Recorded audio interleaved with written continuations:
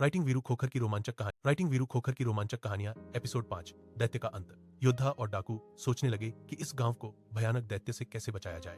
तभी योद्धा ने अपनी आंखें बंद की और अपने अंतर्मन में पिता परमात्मा से संबंध जोड़ा।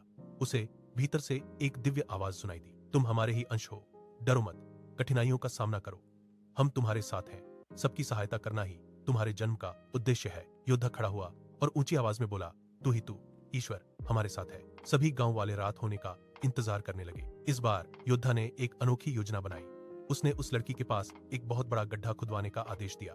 गांव वालों ने जल्दी से जेसीबी मंगवाई और एक गहरा गड्ढा तैयार कर दिया। फिर योद्धा बोला, हर घर में जितना भी तेल है उसे बड़े कड़ाहों में गर्म करो और इस गड्ढे के आकार का एक लोहे का ढक्कन बनाओ जिसके बीच में एक छोटा सा छेद हो। सभी ने वैसा ही किया। गड्ढे को कमजोर लकड़ियों और पत्तों से ढक दिया गया ताकि दैत्य को शक न हो। फिर सभी लोग छिप गए। अचानक रात के अंधेरे में एक भयानक गर्जना गूंजी। दैत्य आ गया था। दैत्य ने लड़की और पशु पक्षियों को देखा और हंसने लगा। आज अमावस्या की रात है, आज मेरी शक्तियां और भी बढ़ जाएंगी। पहले मैं इस बच्ची को खाऊंगा। जैसे ही वह आगे बढ़ा, उसका पैर गड्ढे पर पड़ा और वह सीधे गहरे गड्ढे में जा गिरा। धड़ाम, धोखा, धोखा, मैं किसी को जिंदा नहीं छोड़ूंगा, वह क्रोध से चिल्लाया। योद्धा ने तुरंत आदेश दिया, जल्दी लोहे का ढक्कन लाओ। गांव वालों ने गड्ढे को ढक्कन से बंद कर दिया। फिर गर्म तेल उस छेद के रास्ते अंदर डाला गया। दैत्य दर्द से चीखने लगा, लेकिन वह मरा नहीं। तभी योद्धा को बाज की बात याद आई।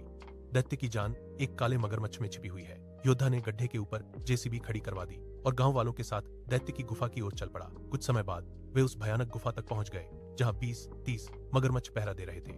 उनमें एक सबसे बड़ा और काला मगरमच्छ भी था। योद्धा चिल्लाया, वही है, उसी में दैत्य की जान है। सभी गांव वालों ने मिलकर दूसरे मगरमच्छों को रोक लिया और काले मगरमच्छ को अलग कर दिया। तीरों और तलवारों की बरसात होने लगी। उधर गड्ढे में फंसा दैत्य दर्द से तड़पते हुए चिल्ला रहा था, रुक जाओ, उसे मत मारो। लेकिन अब बहुत देर हो चुकी थी। योद्धा हवा में उछला और एक ही वार में अपनी तलवार से काले मगरमच्छ की गर्दन अलग कर दी। छन्नाक। जैसे ही मगरमच्छ का सिर धड़ से अलग हुआ, दैत्य की चीखें हमेशा के लिए शांत हो गईं। दैत्य मर चुका था। पूरा गांव खुशी से झूम उठा। लोग नाचने लगे, गाने लगे और योद्धा का धन्यवाद करने लगे। लेकिन योद्धा मुस्कुराकर बोला, यह तो सिर्फ शुरुआत है।